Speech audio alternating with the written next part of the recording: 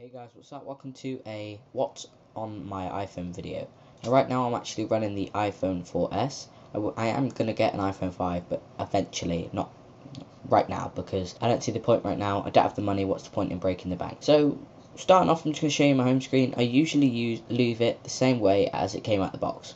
Obviously I replaced the YouTube app with the Google YouTube app, but that's about it. It's basically how it came. Then on my next page, this is where all my apps are. I have my 4 apps that I use the most. Facebook, obviously, and Twitter, the KSI soundboard, which I use for a laugh, and Soundhound to find any songs that I hear, say, on the radio, and I want to know what song they are. So here's my Apple folder, and it's just everything Apple makes, so podcast, remote, iBooks, iMovie, iPhoto, find my iPhone, find my friends, airport utility, which I've never used, cards, and the Apple Store app.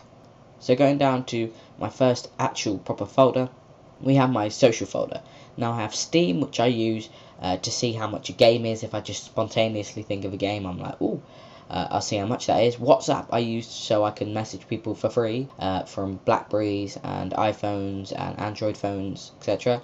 Skype, I didn't use that very much, but obviously for talking to friends. Gmail, I use that quite a lot for YouTube inbox, which is pretty cool. Messenger for Facebook, I also use that quite a lot because that actually gives you, push notification alerts for replies of messages. Google Plus, I don't use. I don't know if anybody uses Google Plus anymore. I cannot remember. I didn't use it.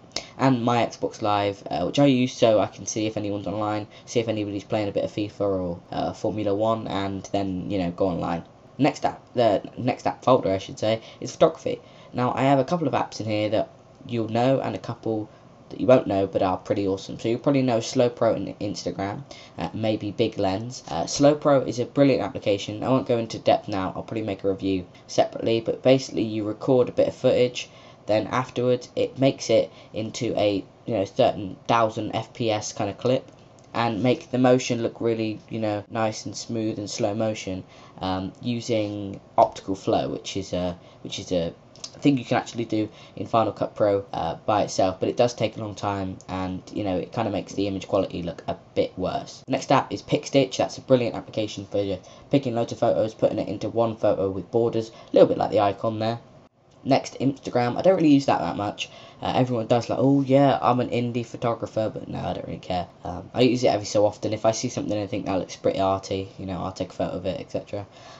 Impression, that's a brilliant application for watermarking photos. So you just click on that, add a photo, add a watermark, put in, oh sorry, I didn't mean to click that, put in a little watermark logo, and boom, no one can really steal your photo. And the final app in there is Big Lens. That's a brilliant application if you want to edit photos with depth of field. So you could surround an area and surround a subject, and the area around it will go into a depth of field. You can then change what aperture you want it to kind of look like f2.4, f3.6, things like that, and it will sort it out and make it look like you actually took that with a DSLR.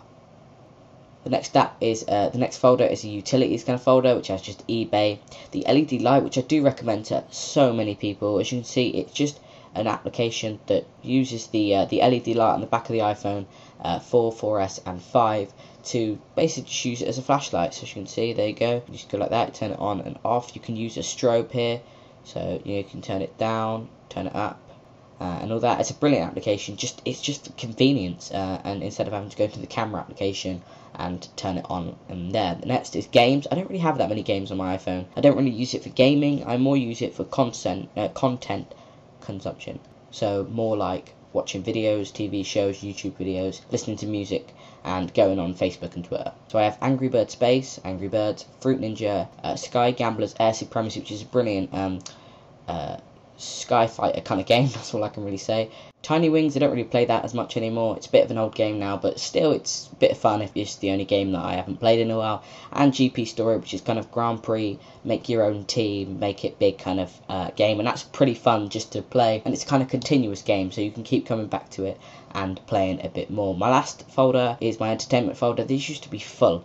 iTV Player, BBC iPlayer, Netflix, everything like that. But now I just use BBC iPlayer to catch up with BBC TV, basically. So EastEnders, well, basically just EastEnders and other, good things that I see on. I can just click on here, watch a film, do whatever, and yeah, simple as that. And Netflix, you pay a couple, I think it's about £5 or £6 a month, and you can watch almost any TV show that you can think of. Netflix don't have everything, and especially in the UK, there's a lot less than there is in the US. But still, it's a brilliant application just to go on and watch old TV shows that you think of, and you think, oh, I wonder if Netflix has that. It's what I do a lot, and I watch quite a lot on Netflix.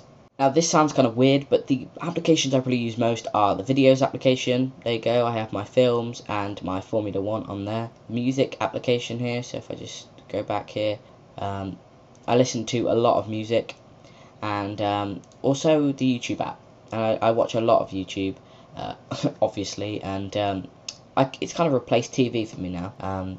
So, that's what I do instead of TV. Okay, so there you are. I hope you enjoyed the What's My iPhone video. It wasn't very in-depth, but if you comment down below and say an application which you think that I should review out of these lot, or maybe even just a totally brand new one, then I will make a separate video review about that. So I hope you did enjoy this video.